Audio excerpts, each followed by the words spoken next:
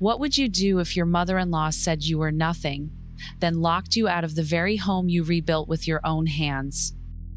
People think betrayal is loud, that it comes with shouting matches or broken glass. But sometimes it comes in a whisper, at the end of a dinner party, with champagne still fizzing in the glasses. Sometimes betrayal is smiling when she tells you that you were never part of the family to begin with. Lorraine Whitmore didn't scream when she destroyed my life. She didn't raise her voice when she erased my name. She simply looked at me, calm and cold, and said I didn't belong, that I never had. And then she turned her back and closed the gate. But silence is a powerful thing. It carries weight.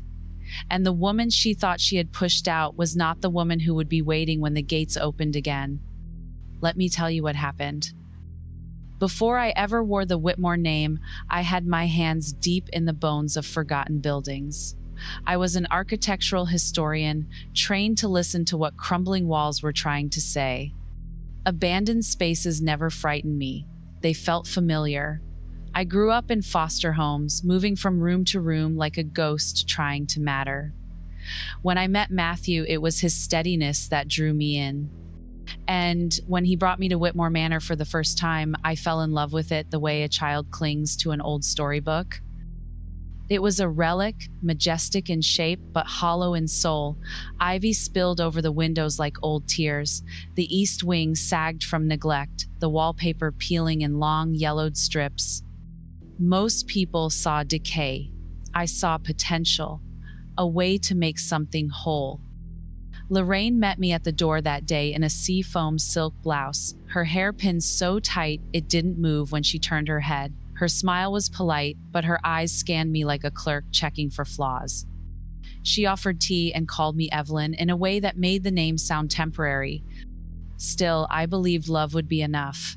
I thought if I showed her respect, if I proved I wasn't here for the money or the name, she'd come around. She didn't. She never raised her voice. She just corrected me in front of guests, gave me tasks that placed me just outside the family circle. When we hosted events at the manor, she would glide past me as if I were hired help. I told myself it was grief. She had lost her husband years ago, and maybe her coldness was just pain she didn't know how to hold. Matthew tried to smooth it over. He'd brush my shoulder and say, "That's just how she is," as if I were supposed to shrink myself smaller until I finally fit. But I kept working. I drafted plans, restored the library, funded the first phase of structural repairs myself.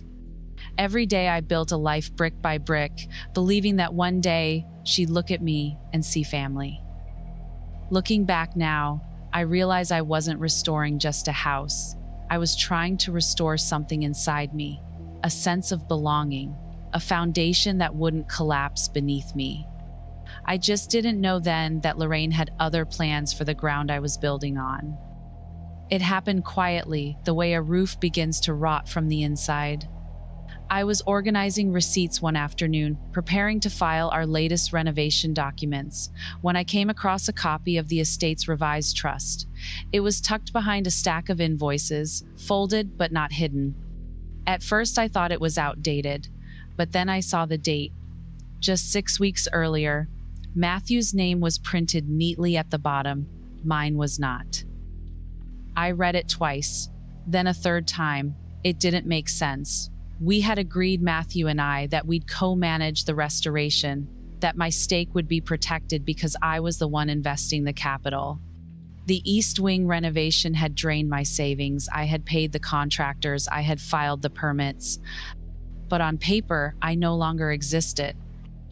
I waited for him to come home. I wanted to hear it from him.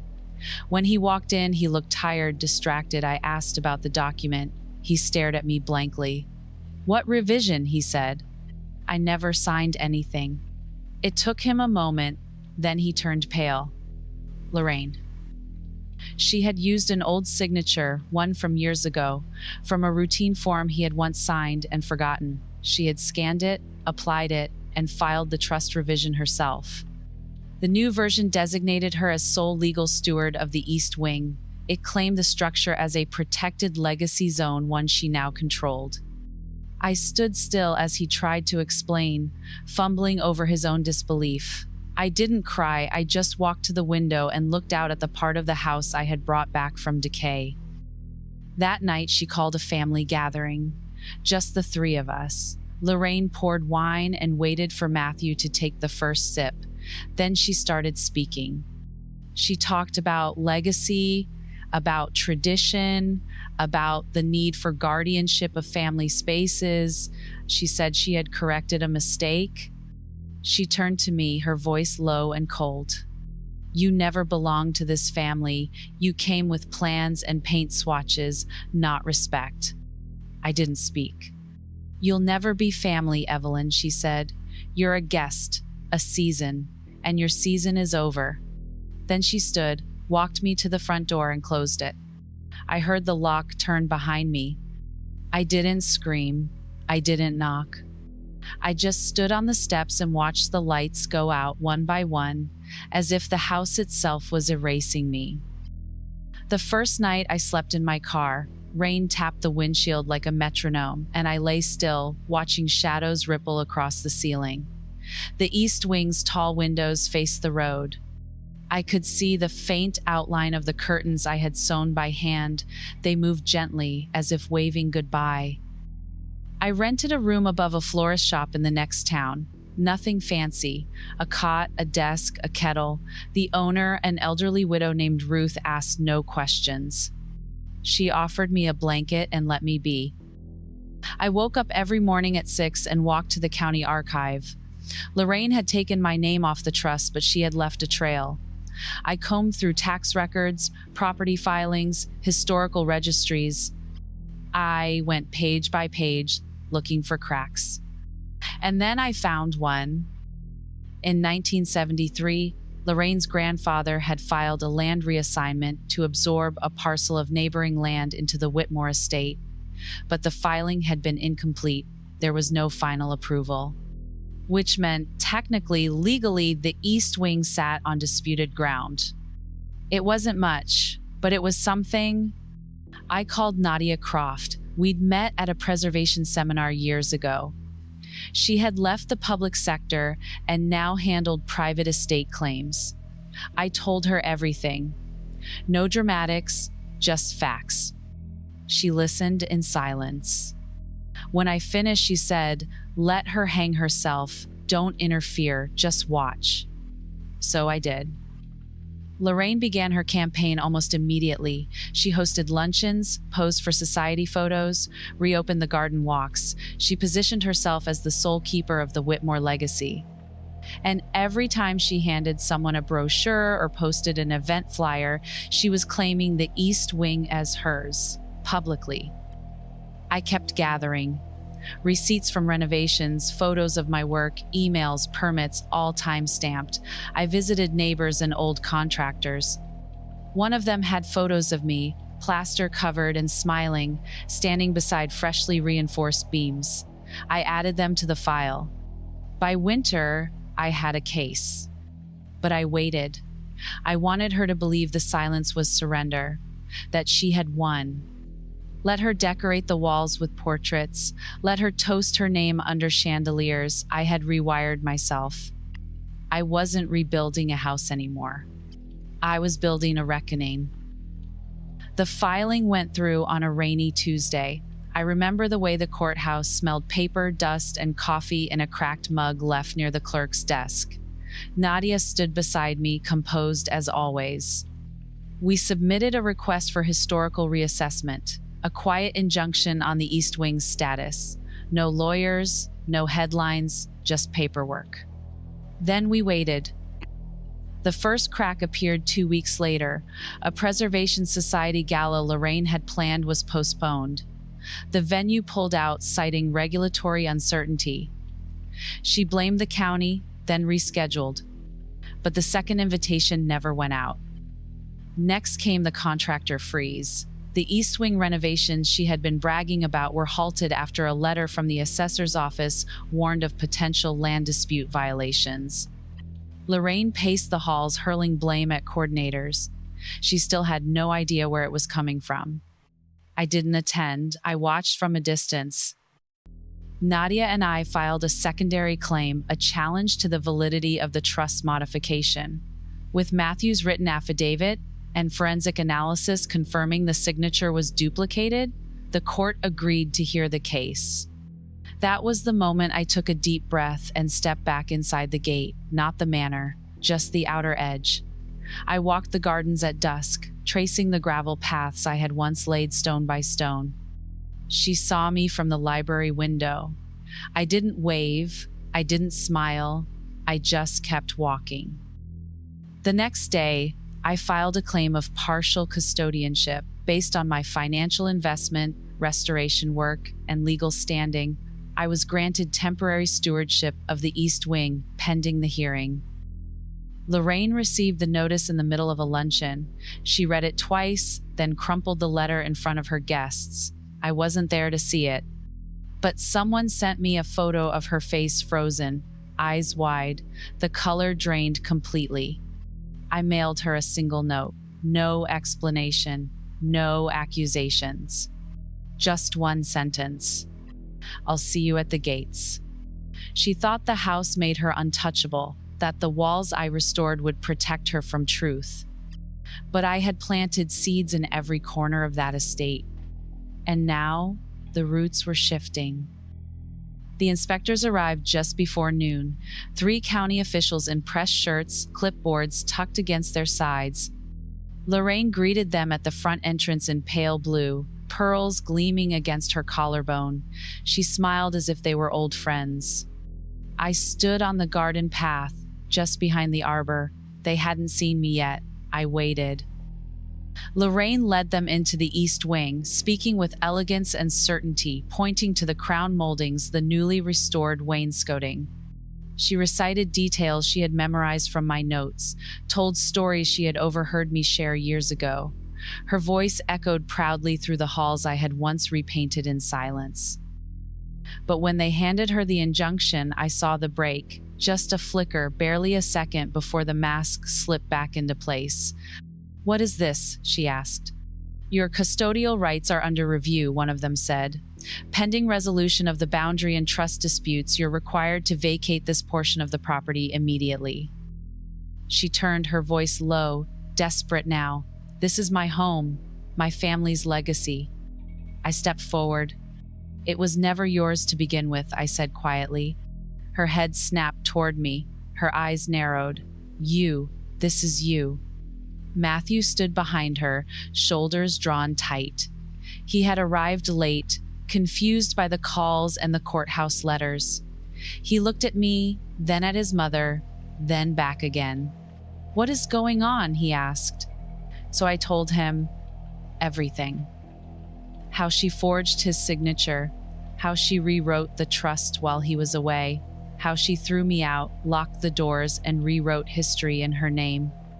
I explained the boundary error, the frozen permits, the legal freeze she'd ignored. I told him I had been building a case while she was polishing silver and smiling for cameras. He didn't interrupt, he didn't argue, he just listened. And slowly, I watched his face change. Lorraine tried to speak, but the words tangled. "She's turning you against your own blood. She never respected this family. She's nothing." "Stop," Matthew said. His voice was quiet but final. He turned to me. "You did all this?" I nodded. "Alone?" "Yes." He reached for my hand, held it, steady. Lorraine looked at him like he had struck her. "You're choosing her?" "I'm choosing the truth," he said, "something this house hasn't seen in a long time." She stepped back, one heel catching the edge of the rug. Her breath was shallow.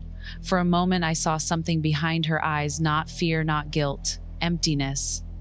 The inspectors escorted her out. She turned once before crossing the threshold, as if expecting someone to stop her. No one did. And when the doors shut, the silence was the loudest sound I had ever heard. Lorraine stayed in the West Wing after the injunction, but the title no longer gave her authority. She couldn't host, couldn't rent, couldn't claim the estate publicly. The East Wing was placed under shared custodianship, with me as the primary conservator. The court cited my restoration investment, my preservation work, and her history of fraudulent filings. Sponsors pulled out. The local preservation board removed her from their honorary seat. Her photo came down from the community bulletin board. Her charity gala invitations stopped arriving.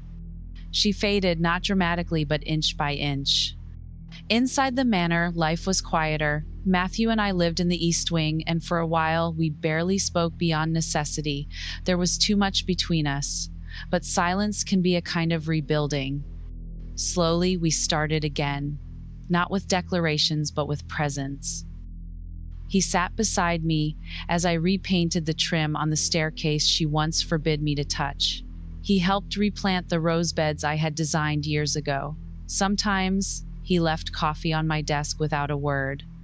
Not to fix anything, just to say, "I see you now." Lorraine tried once to challenge the ruling. She called in a lawyer who folded the moment the forged signature evidence was presented. She left the courthouse without speaking. That day, she didn't even look my way. Weeks passed, then months. She remained in her wing, curtains drawn, no visitors. We saw her once in a while during morning walks, glimpses through windows, the flicker of her silhouette by the fireplace. She sent a letter, one sentence. "I would like to speak." I didn't answer. This wasn't revenge. Not anymore. This was balance returning, the truth correcting itself. Sometimes I wondered if she understood what she had really lost. It wasn't just a wing or a reputation. It was the last person who ever tried to see her as more than her pride. There was no need to shout, no final confrontation. She had built her identity like a castle, and all I had to do was take away the foundation she thought no one else could touch. The morning she came to the gate, frost clung to the iron like lace. Her coat was thin. She carried no bags this time, only a folded letter and a face drained of the woman I once knew. I heard the bell from the East Wing study. I didn't rush. I finished placing the last book on the shelf, the final piece of the manor's original library I had spent the past year restoring. Then I walked to the window and saw her standing there. "Lorraine?" She didn't call out. She didn't demand, just stood quietly, as if waiting to be let into something more than a house. I stepped outside. The cold met me in the chest, clean and sharp. She looked smaller somehow, the air around her brittle with memory. "I need to come in," she said. Not with power, not with expectation, but with something closer to pleading. I watched her for a long moment. She had taken so much: my home, my name, the sense of safety I had tried to build. But she had given something too, a clear view of what I was made of. "This was never about walls," I said quietly, "or deeds, or wings. It was about belonging, and you couldn't bear to share it." Her eyes didn't move. She didn't argue. "I'm not angry anymore," I said, "but I've learned that not every door needs to be reopened." I turned, walked back up the path, and closed the gate gently behind me. Inside, the manor was warm. Light spilled through the stained glass window in the east hall, coloring the floor with soft reds and golds. I placed the letter she had handed me, unopened, on the mantel. Then I sat by the hearth and ran my fingers across the key pendant at my neck. The fire crackled, steady and calm. This was home, not because of who built it, but because of who rebuilt it. Some people inherit legacy. Others survive it. And some of us, we build our own.